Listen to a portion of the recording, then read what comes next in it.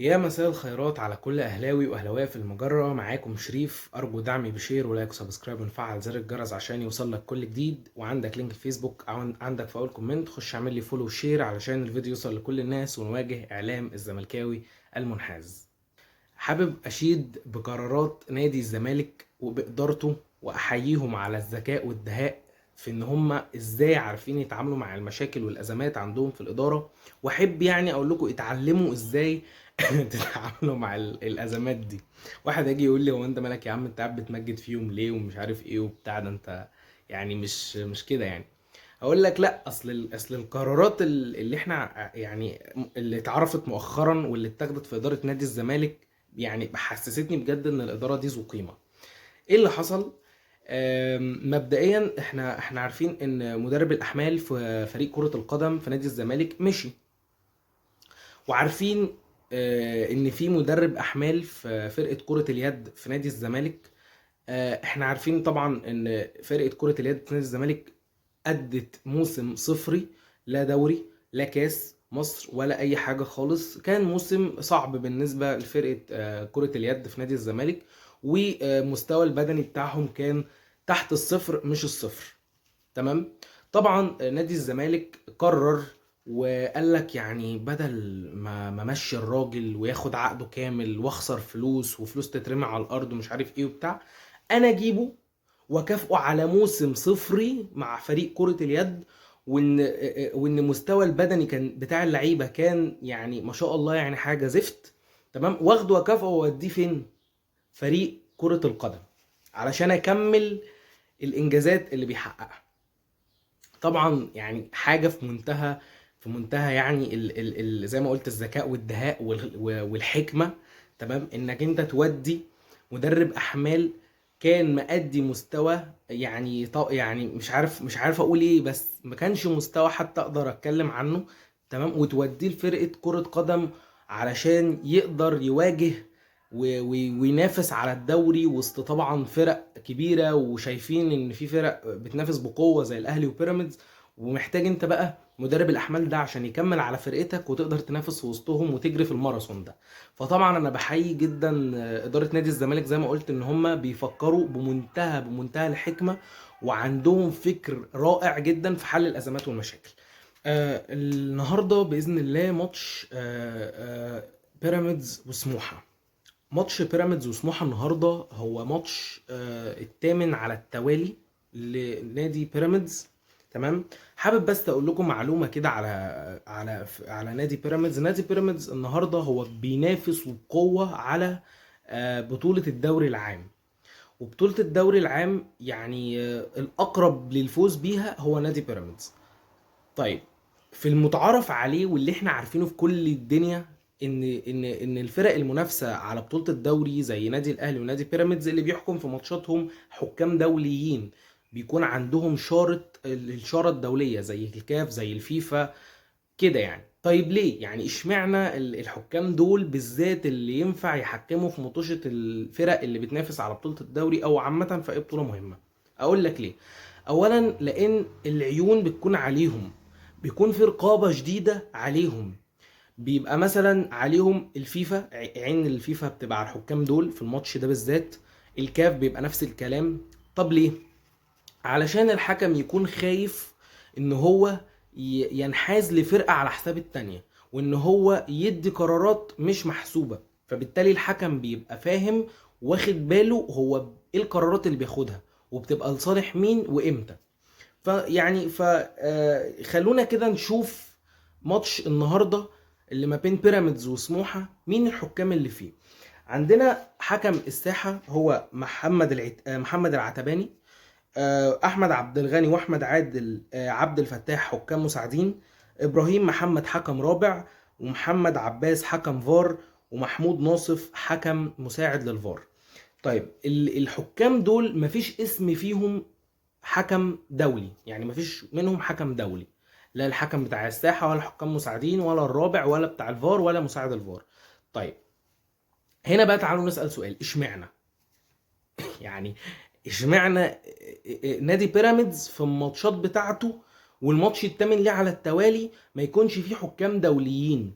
وبنشوف طبعا الحكام وهو ايه بيروق عليهم في الملعب، ونشوف مثلا ايه كرة ليهم فاول فاول قدام الفرقة اللي على الفرقة اللي قدامهم، ضربة جزاء على المشي مش هيخسر، ضربة حرة في مكان خطير مش هنقول لا، طرد مثلا لعيب من فرقة الخصم مش هيضايق حد.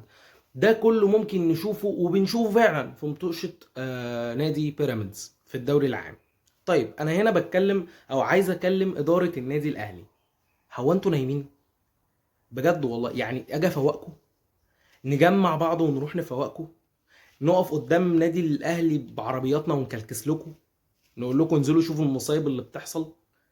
بتكلم بجد والله، يعني مش بهزر، بس بجد انتوا فين؟ يعني إدارة نادي الأهلي انتوا فين؟ ليه محدش بيتكلم؟ ليه في صمت مرعب؟ ليه احنا قاعدين بنتفرج على نادي بيراميدز والدوري بيروح لهم، واحنا كنادي أهلي بنسلم لهم الدوري على طبق من ذهب؟ ليه؟ طب بنسلم لهم الدوري ازاي؟ ان احنا ما بنتكلمش، ما بنعترضش، بنقول اشمعنى الحكام دول بينزلوا لفرق لمطوشة بيراميدز بس؟ اشمعنى يعني؟ مش فاهم. وبيجي في الماتشات بتاعتنا احنا بتاعت النادي الاهلي وبنلاقي فضايح تحكيميه قدامنا وضدنا، وبرضه النادي الاهلي ما بيتكلمش. طب فايه بقى صباح الفل؟ يعني احنا عايزين نعرف القصه فيها ايه. يعني هل انتوا مثلا كنادي اهلي موافقين ان نادي بيراميدز ياخد الدوري؟ يعني هل انتوا مثلا عاوزين اللي هو ايه، يعني انتوا زهقتوا بقى من كتر المكاسب ومن كتر ما انتوا حققتوا بطوله الدوري فقلتوا يلا مش هيحصل حاجه، يعني لو اديناهم الدوري ده مش هيجرى حاجه، صح؟ يعني انا مش فاهم إيه الاستهتار ده وايه الاستهانه بالموضوع ده. بجد انا مش فاهم ليه، ومش لاقي تفسير. يعني تقريبا مش لوحدي اللي بتكلم في موضوع سقوط النادي الاهلي ده تقريبا نص الكوكب بيسأل. فين نادي الاهلي؟ فين الانتقادات اللي بينتقدها سواء لاتحاد الكوره ولا للحكام اللي بتنزل في مطوشه بيراميدز؟ يعني عايزين نعرف فين الانتقادات اللي بتوجه ليهم. طب بلاش ليهم يا عم، احنا ملناش دعوه بيهم، احنا ملناش دعوه بالناس، لينا دعوه بحالنا. حتى مشاكلنا، حتى مصايبنا احنا اللي بتيجي على دماغنا، نادي الاهلي ما بيتكلمش فيها. يعني انا بس عايز اعرف وعايز افهم، ولو حد عارف المشكله فين يجي يقول لي. هل مثلا النادي الاهلي يعني خلاص سلم الرايه وقال مش هكمل اللعبه دي؟ مش فاهم. يعني هل هم مثلا زي ما قلت هم زهقوا من بطوله الدوري؟ ما اعتقدش. ومش عارف الموضوع هيستمر لحد امتى، بس اقدر اقول وبشكل بنسبة 99% ان الدوري لنادي بيراميدز السنة دي. ليه؟ لان طبعا نادي بيراميدز وفريق كرة بتاعه ماشي في الدوري زي السكينة في الجاتوه، وقاعدين ورايحين بدماغهم وهيكسبوا، ومفيش ماتش بيخسروه، ومساعدة الحكام ليهم زي الفل، ومحدش بيعترض وبيقول هو في ايه واشمعنى دول وليه وازاي، محدش بيوقفهم عند حدهم. بس ازاي؟ طبعا لو احنا يعني طالما احنا ما اتكلمناش، اصل احنا اصحاب الحق. يعني احنا كنادي اهلي صحاب الحق، لما احنا نسكت وما نتكلمش طبيعي محدش هيتكلم، لان اذا كنت انت صاحب الحق نفسه ومش معترض، طب احنا ايه؟ يعني نتكلم مثلا، وسائل الاعلام هتطلع وتتكلم اذا كان النادي الاهلي نفسه ما اعترضش، مش شايف ان في مشكله. خلاص ماشي، سيبوا الدوري لنادي بيراميدز، خلي تجربة بيراميدز تنجح، خليهم يقولوا نادي بيراميدز معلم على الكل، وانبسطوا انتوا. انا مش فاهم الموضوع هيستمر لحد امتى، بس اتمنى ان نادي الاهلي يفيق من غفلته. الموضوع الثالث وهو موضوع تعليق وقف الشيبي. انا بس يعني انا شايف ان الموضوع ضحك، يعني بجد والله شايف ان الموضوع ضحك وما يستاهلش اللي كل الناس بتتكلم فيه ده. بس يعني انا عايز اكد على حاجه، ان اتحاد الكوره هو يعني مش هيعمل حاجه من اللي هو بيقولها ده. يعني مفيش حاجه اسمها تعليق عقوبه الشيبي، مفيش حاجه اسمها كده. اتحاد الكوره لو عمل الموضوع ده هتبقى فضيحه سودة، هتبقى كارثه، هتبقى بص هتضحك الخلق عليك. ليه كل ده؟ لان اولا اللائحه بتنص على كده، بتنص ان مفيش استئناف في عقوبه من ماتش ل6 ماتشات. ففكره ان هو يعلق عقوبه الشيبي دي، انا من وجهه نظري ان دي يعني او الكلام ده يعتبر جس نبض من اتحاد الكوره. ازاي يعني يعتبر جس نبض؟ سهله، لان انا النهارده كاتحاد كوره هقول لك انا هعلق بس عقوبه الشيبي لحين النظر في الاستئناف. يعني هو عايز يشوف رأي الناس ده، والناس معترضة خلاص يا باشا مفيش الكلام ده، مفيش عقوبة هتتوقف ولا حاجة، والعقوبة ماشية زي ما هي وهتتم ومفيش أي حاجة هتحصل. لقيت الناس مبسوطة وبتقول طب والله الحمد لله والدنيا تمام ومفيش عقوبة وزي الفل ومحدش معترض، خلاص يا باشا طلع القرار وأكده وقول عقوبة الشيبي اتوقفت. فاللي أنا شايفه إن اتحاد الكورة بالكلمتين اللي قالهم الخايبين اللي ملهمش ثلاثة لازمة دول، هم بيجسوا بيهم نبض الرأي العام، بيشوفوا الدنيا رايحه فين، اختبار يعني. لكن لا هو هيقدر ان هو يوقف العقوبه ولا اي حاجه، لان دي فضيحه واتحاد الكوره بيخاف من الفضايح، فمش هيحصل. تمام. ف يعني الاستئناف او الكلام اللي حصل ده هو مش هيفرق حاجه في عقوبه الشيبي، والعقوبه هتتم وتمت بالفعل. يعني احنا النهارده شفنا النهارده الخميس ده تشكيله نادي بيراميدز مش موجود فيها محمد الشيبي. يعني النهارده اول ماتش للشيبي وهو موقوف فيه، وهيكمل الست ماتشات ومش هينزلهم ومش هيلعبوا.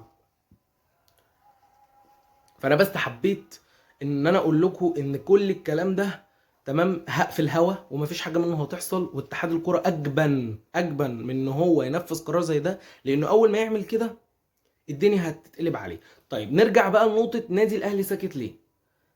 هو طبعا النادي الاهلي فاهم ان اللي بيحصل ده زي ما قلت جس نبض مش اكتر، ولكن برضو ارجع واقول ليه النادي الاهلي ما يستغلش حاجه زي دي تمام، ويبين انحياز اتحاد الكوره لبيراميدز وغيره.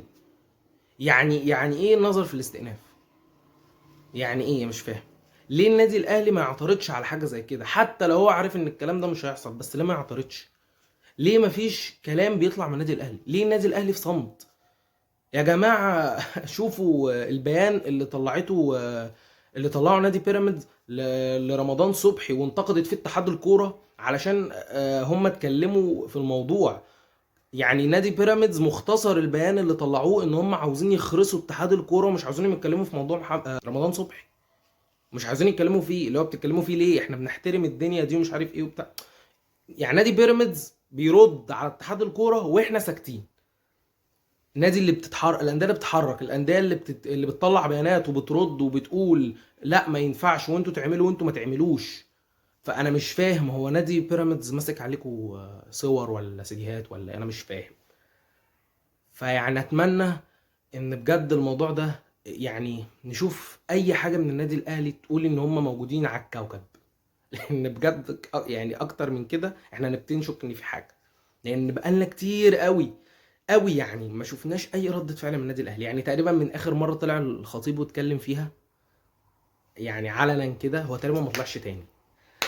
فخلصت اخبارنا، واتمنى ان تكون الرساله وصلت، وشكرا.